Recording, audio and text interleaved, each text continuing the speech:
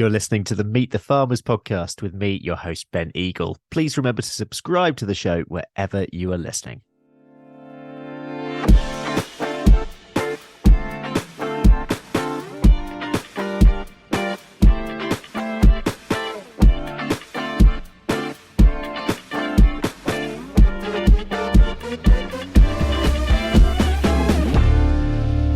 Hello, everyone, and welcome to episode 244 of the Meet the Farmers podcast with me, Ben Eagle.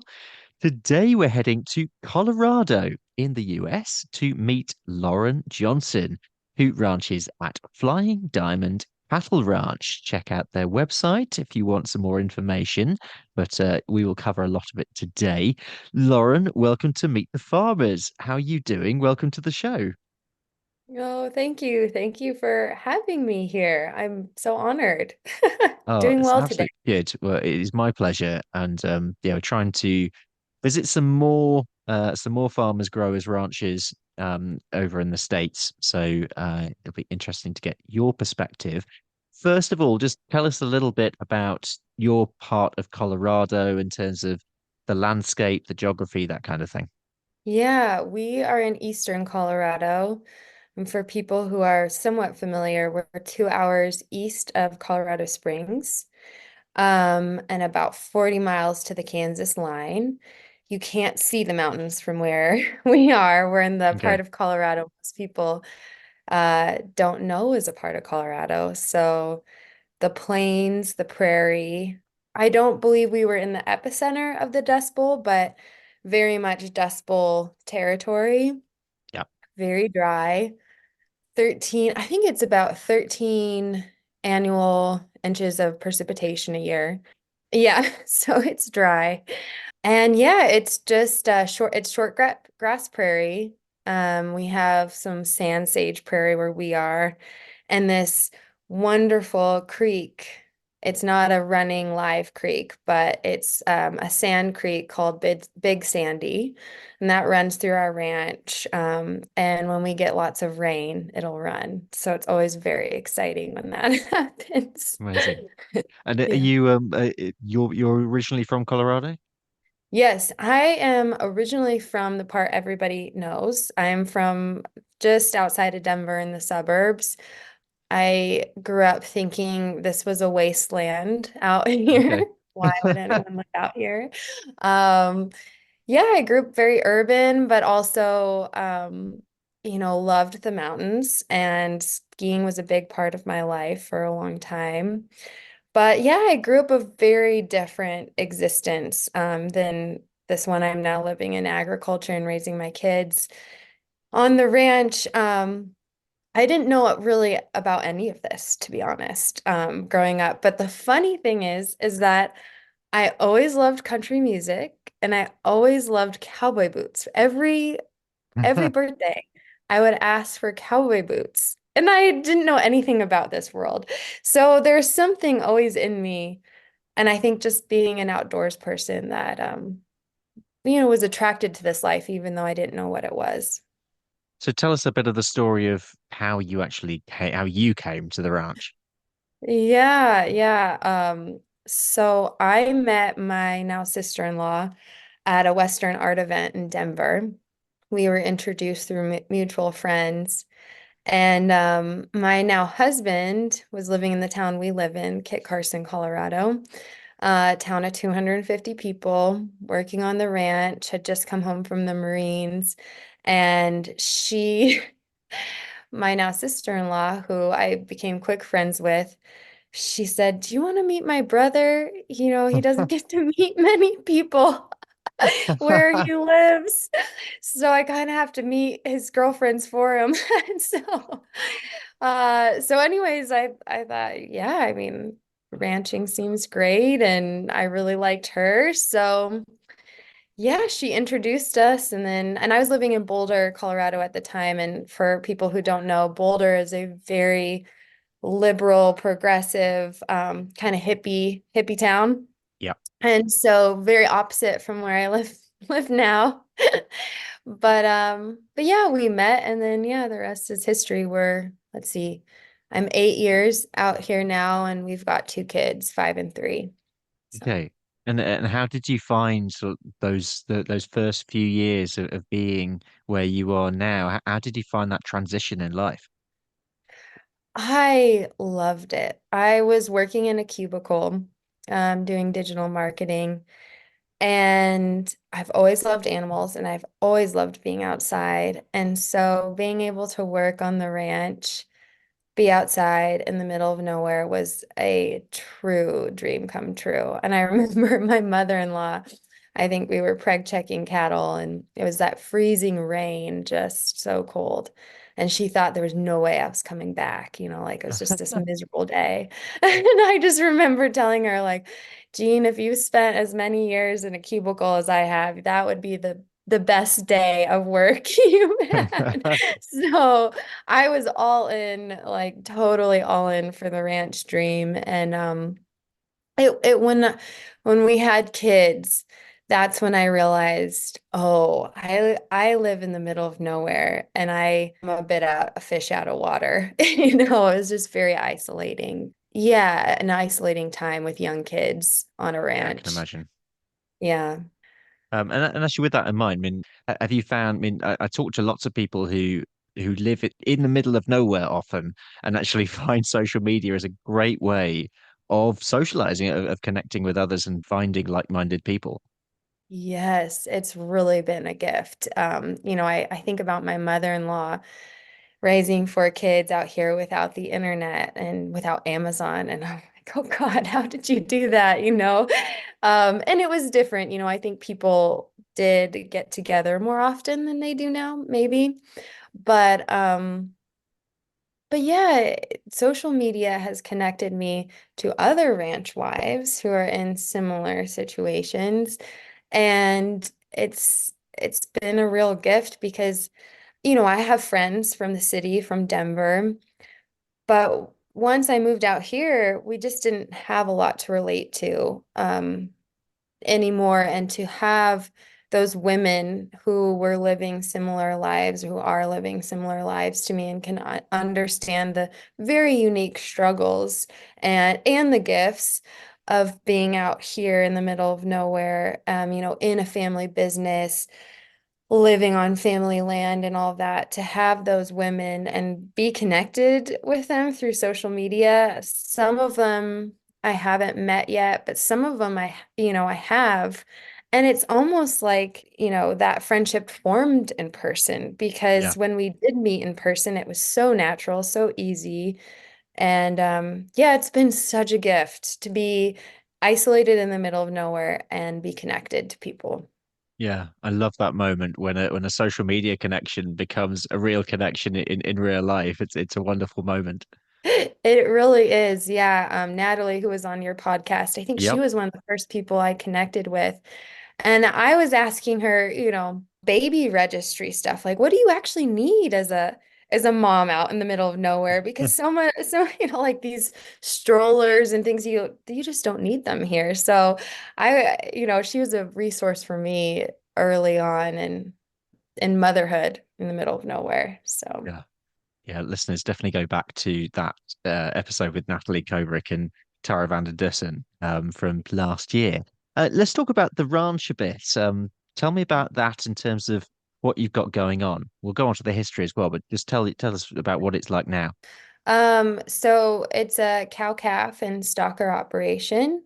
It's my husband's family ranch, and they've grown quite a bit in the last, what would be 6, 7 years. Really, the impetus for that growth was all of the kids coming home and wanting to be a part of the ranch.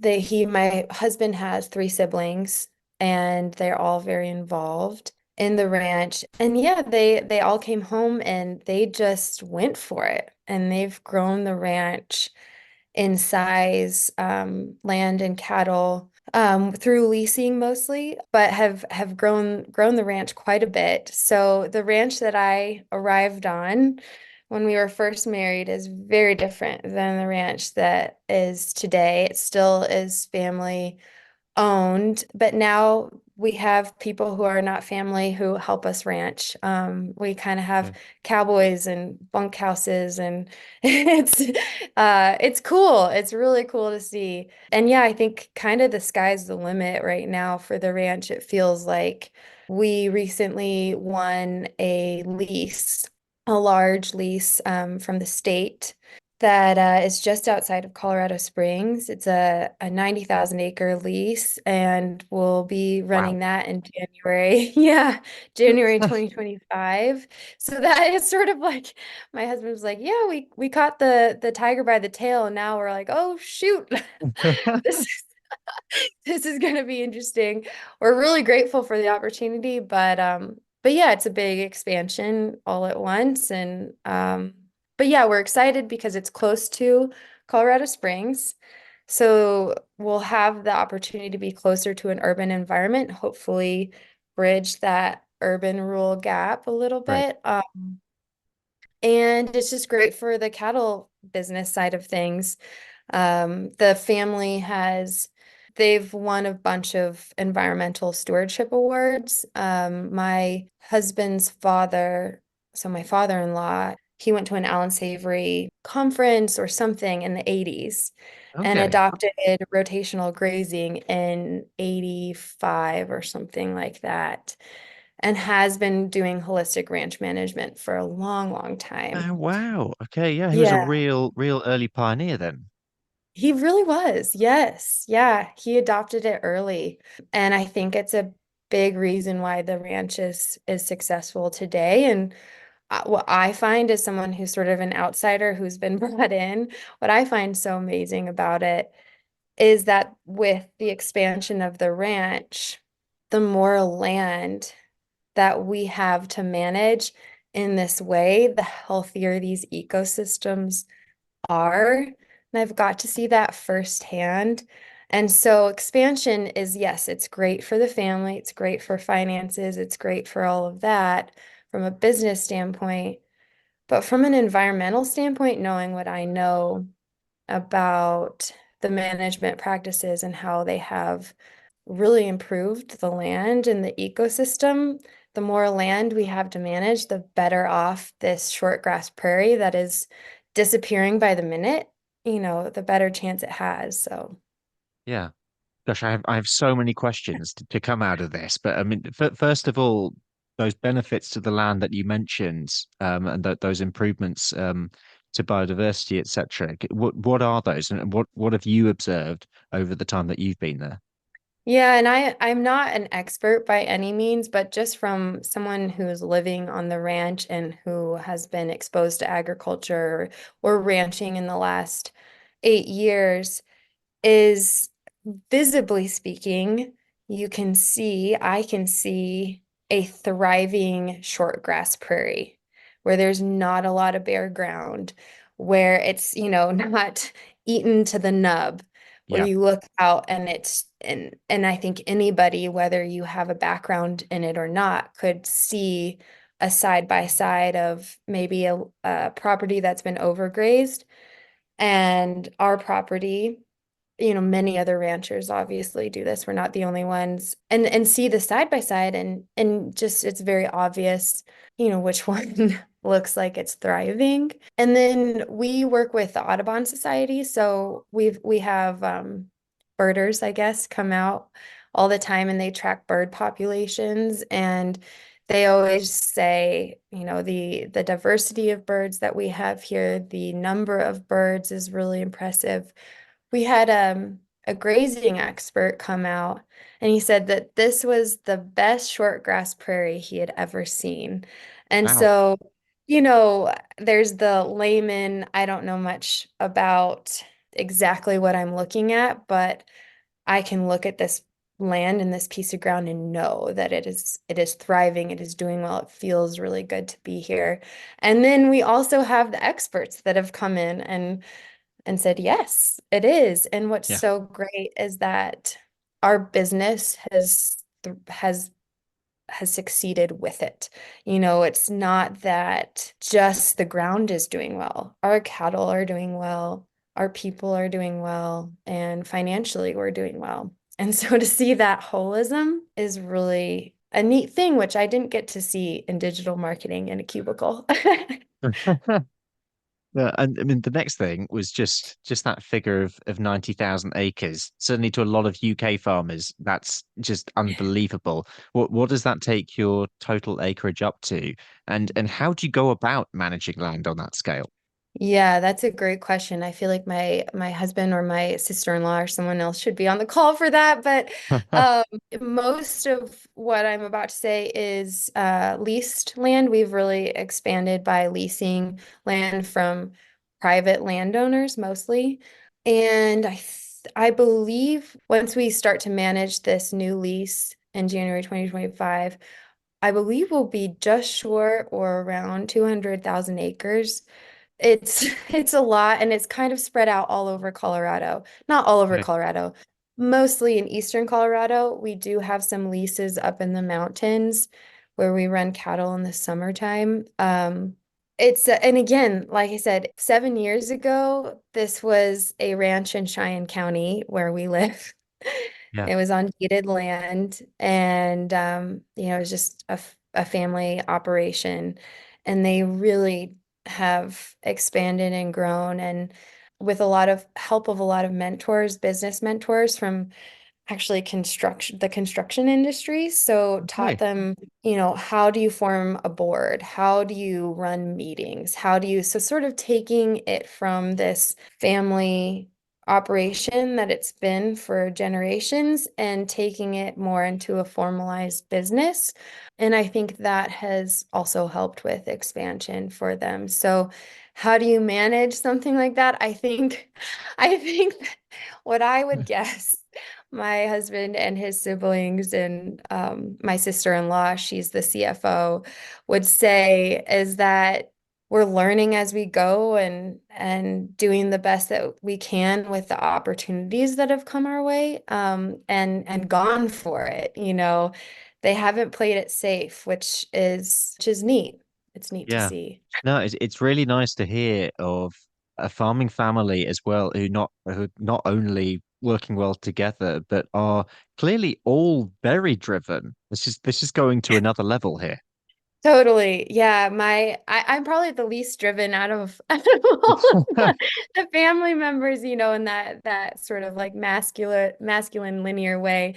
And it's just so impressive, very driven. And like you said, it is rare to have family members in a family business like this get along, and it's pretty incredible. We all really like each other and have a Yeah. good time around each other. And yes, there is 100% the family business junk that's there. It's not perfect and sunshine and rainbows.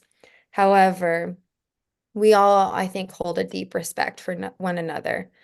And I think that really comes from his grandmother, sort of the matriarch of the Okay. family. There's always Yeah. one. Yeah, exactly. Got to have the matriarch. Another thing that became quite clear to me when I was going through your website was the word stewardship, which seems to be through and through and really important for you as a family. I was interested in what stewardship actually means for you. Yeah, that's such a good question. I think as a family, and I think that Scott, my father-in-law, well, maybe you won't say it started with him, but he sort of carries that torch of looking at things holistically rather than looking at things in a reductionist way, in the sense that, if we only were looking at cattle weight and making sure that we had the biggest calves going to market, somewhere in solving for that one problem, we would lose sight of everything else, and there would be a major cost to that. And so, stewardship, what I have learned, I think, from the family and from being on the ranch is moving away from that reductionist thinking and moving more into that holistic thinking. And I forget what that quote is, but something like when you tug at one thing, you realize it's connected to everything. I don't know if you Okay. know that Yep. Yep. quote, but that's how it feels. And stewardship to me is that dance, it's that art that is it is taking everything into perspective, bringing a wider view in and not placing priority of one thing over another, like family relationships being more important than the cattle, or the cattle being more important than family relationships. But looking at this as how are we constantly making micro movements to be in balance. And stewardship, I think, in ranching really comes down to the land. You know, that's typically what people think of, and I think that's what we speak to a lot on our website. And that has been a driving force, working with nature rather than, again, solving for having the biggest calf going to market. We're really looking to nature as the guide, as the teacher, and the one that's showing us how to do this most efficiently, honestly. And so that stewardship for me is again that holism of looking at land, cattle, and animal, and I guess human, and seeing how all of those relationships interplay and dance with one another, Mm. so that you can have a sustainable, thriving, not just business, but way of life to pass on to your kids. Because any one of those things goes out of balance, and that's a threat for the next generation. And that stewardship, that being the ones, who are stewarding the land, the cattle, and the business right now, it's that, again, that quote that's like, we borrow from our children. It's not really about us. We just have the responsibility right now to do the best in that balancing act to pass this along our kids into the next generation. I really, really like that. And so often in this community, in the farming community, it is the thing that we often forget about. It's so much about the people as well. We have to bring that to the forefront, and especially at its bedrock often is the farming family. Mhm. I've actually just found that John Muir quote on Oh, tugging at nature. Yeah, when one tugs at a single thing in nature, he finds it attached to the rest of the world. Although apparently, according to the Sierra Club, who we must listen to, the correct quote is when we try to pick out anything by itself, we find it hitched to everything else in the universe. yes. I only need to say that because otherwise I know there will be someone who will write in and say, actually, Ben, it was this. Um, so that's that. Yeah. Yes, and I That's a love the great real quote though. one so much better. Yes, hitched to everything in the universe. And I Yeah. think it's so beautiful. Um, let's move on to challenges. The challenges that farmers and ranchers face in Colorado, perhaps the challenges that you face as a business. What are your thoughts on that? Yeah. The first thing that comes to mind in Eastern Colorado, and yeah, in Eastern Colorado and many of the areas around us, is just the constant threat of drought and not getting the rain. Um, I would say that's probably heaviest on most people's hearts and minds. And I can feel it when we don't have rain for, let's say, moisture for, let's say, 6 months. You can start to feel the whole community and everybody around just on edge. And it's just this constant stress of, will we get rain this year? And what will that, if we don't, what will that mean for the business? Yeah. And I think back to those people in the Dust Bowl years, for 10 years didn't get rain and just kept going. I mean, absolutely wild. And it was the depression too, and all sorts of other things. But just from the perspective of not having rain for 10 years. I can't even imagine. This place is really a harsh and difficult place to be when there's no rain. And I think from a mental health perspective, you know, I think it's so great. We're hearing so much more about the mental health and prioritizing mental health for farmers and ranchers. And I think that's one of the things that in our area, we're so used to it almost that we don't realize how stressful it is to be in an area that is so dry, and trying to make it work. And I imagine the dryland farmers around us, I mean, it's probably way more stressful. So yeah, I would say that that's probably the biggest challenge that comes to mind is the just the region we live in. It's so dry. I would also say in Colorado, another challenge we face, being that our urban areas are growing so much, is that that divide between rural areas and urban areas is pretty massive right now.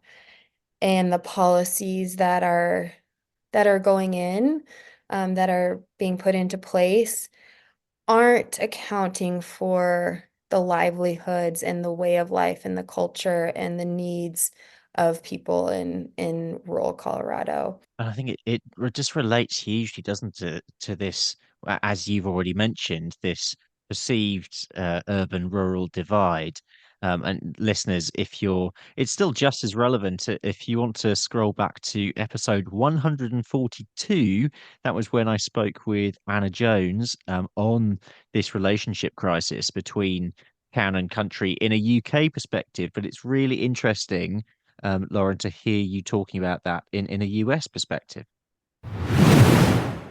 Meet the Farmers is brought to you by RuralPod Media, the only podcast production agency to specialize in the rural sector. We're on a mission to make rural stories mainstream and help businesses, organizations, and communities like you tell your story through podcasting. Podcasting is a fantastic way of connecting with your audience, whoever that might be, getting your message out there and networking with leaders in your niche. RuralPod Media can help you by launching your new podcast or helping you with the technical side. We also provide podcast training and an audit service if you already have a podcast. You're not sure where to take it to next. For more information or to book a call, visit ruralpodmedia.co.uk. That's ruralpodmedia.co.uk. What about opportunities and positivity for the future? If you were speaking to someone who's interested in getting into farming, ranching, what would you say to them to encourage them to come into the industry? Gosh, I feel like there are so many programs out there now that are connecting young people with ranches because one of the issues we do have is we don't have a lot of employable people, I guess is what you would say. You know, there's just not a plethora of people who want to work on a ranch, but it seems like there's a lot of interest in young people from urban areas who want the experience and want to get involved. I know that was certainly me, definitely. And now there are all these different programs. We have an intern here now through the Cavera, and they connect ranchers with people, young people who probably don't have a background in agriculture and are interested in ranching. And a number of the people who have worked with us on the ranch, even just finding us through social media, have had no ag background at all. And the ranch loves that because a lot of times, you know, if you have grown up in agriculture, grown up with a specific way of ranching, then it's sort of hard for us to say, hey, this is how we do things here.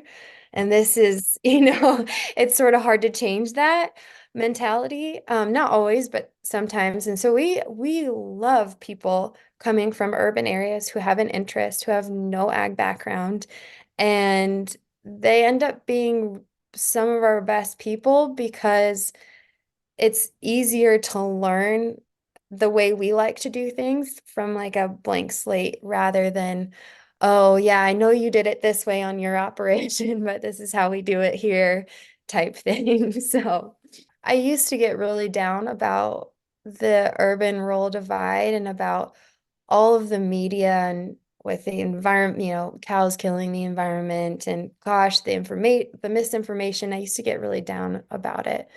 But I feel a turn happening. It seems like people are really interested in the Western way of life. I don't know if Yellowstone or what has tipped the trend, but it Okay. seems like there's this cultural trend to want to reconnect with our roots, I think is really what it is. That sense of belonging to the land. We've just really lost that. And I think so many people are wanting to come back to that, and ranching and farming presents a really wonderful opportunity for people to feel belonging again, I think. Let's bring it back to your family's ranch. Obviously, you're taking on this new land, which is exciting. But where do you see it going in the future in terms of future plans, long-term plans? And I'm sure your family will be listening closely at this point. Yeah, they're like, oh gosh, what is she gonna say? Um, yeah, I mean, my father-in-law always says like the sky's the limit. We just have, as you pointed out, really driven family members who really care about the ranch and care about its success and care about the next generation.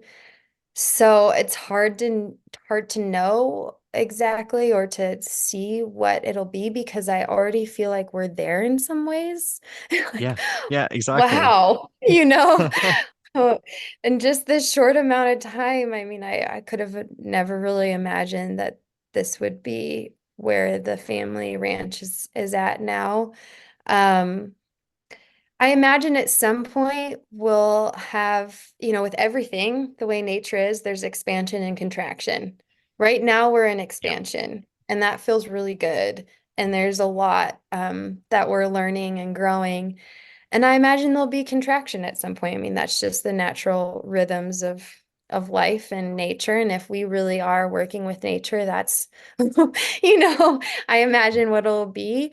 Because I do think there's a sense right now of like, wow, we've caught the tiger by the tail, and we need to build systems and ways of managing people and have build out that personal management relationship because when you move as I'm sure you know, when you move from managing family to managing people outside of your family, it's a yeah. very different approach.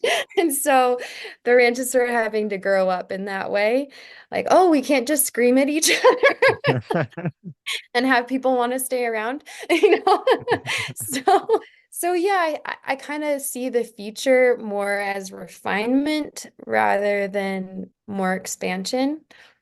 Who knows Yeah, though? yeah. That's just what I see. Yeah, I really like that way of seeing business actually generally that yeah, you do have these rises and falls like any natural cycle. I think it's yeah, it's a good way of seeing things. We're going to move on to the quick questions, which have nothing to do with farming or ranching, but they're a bit of fun. The first is if you were arranging a dinner party with, say, some close friends, and you could invite one famous person, alive or dead, they're alive at this point, just for the record, who would it be? You know, I don't know that I have a specific person, but what's coming to mind, and this is a little out there, but I would love to have a Native American indigenous elder, kind of spiritual tribal elder. I would love to sit at a table with my friends and hear from them, to listen to them, and to learn from them. My husband's family is just like rolling their eyes right now, like, oh, really? That's where you're going. Yeah, But yeah, I love that answer. I think that's a great answer. That's good. yeah, I just think we have so much to learn. The second one is there anything on your bucket list that you haven't yet done? I really want to go to Ireland. Oh, Um, great. yeah, and actually, the From a places. very dry place to a very wet place. Yeah, yeah. I have some Irish. heritage on my mom's Okay. side, and as I know many people do, and I would love to sort of go back and see the landscape, like you said, green grass, and Yeah. It's a I would beautiful country. love, yeah, I would love to see operations in your area and learn about it. Yeah. Come to Europe. We're always, yeah, we're always very welcoming. So, and the final one is you mentioned that you're a country music fan. So I'm interested who your favorite artist is or your favorite song. I know that that's a hard one because there's always so many, but if you had to, if you could only listen to one song or one artist, who would that be? Ooh, okay. Well, I'm gonna go with my favorite song, which is Angel from Montgomery by John Prine. I love that song, and there's definitely lines I in that actually know song I that. relate to. Yeah. Flies in the kitchen, mainly. And then, oh gosh, favorite country artist. I'm gonna throw out Chris Ledoux. I love listening to Chris Ledoux. So And the yeah. final questions, Lauren, it's been so good having you on the show. Thank you for coming on. The final questions, the first one is, if you had a message for the public, any message, what would it be? Message for the public would be to find a local ranch or farm and reach out to them and ask to come and visit. Or if you want work, my message to the public would be to reach out to the people in agriculture near you and to get to know them and what they do. Fantastic. Yeah, good message. And your message for farmers. Um, Emotions aren't a scary thing. Your mental health matters, and you don't have to put your head down and just get through it. It's served you and your family so well for so long to survive so many hard things. But my message today is that there's another way. I hope and I pray for farmers and ranchers to reconnect to joy and excitement. And, when you dim one emotion, you dim them all. And I know it's been done for survival reasons, but my message is there's another way. Thank you so much, Lauren. If anyone's interested in following you on social media, where do they find you? So our ranch is Flying Diamond at Flying Diamond Cattle Ranch on Instagram, and that's also flyingdiamondcattleranch.com is our website. And then my personal account is Lauren Parker Johnson at Lauren Parker Johnson. Thank you so much for coming on the show and being Thank open you. and just telling us your thoughts and all about the business. And yeah, it's really exciting about your expansion plans. And yeah, us just sending my best wishes to your whole family. Thank you. It was so wonderful meeting you and chatting with you, and best of luck with everything. Oh, thanks so much, Lauren. That is it for today. We'll leave it there, but a big thank you to my guest, Lauren Johnson, for coming on the show. Thank you also for listening. As always, if you can do one thing for us, please share this episode on your socials. Tell someone you know about the podcast. Tell a farmer you know, especially, or someone who's not involved in farming. We welcome everyone. Don't forget to check out our sister show as well, Rural Business Focus, which you can find wherever you're listening to this show. I'll be back with you next week. But for now, I'm Ben Eagle. This has been Meet the Farmers, and thank you very much for listening.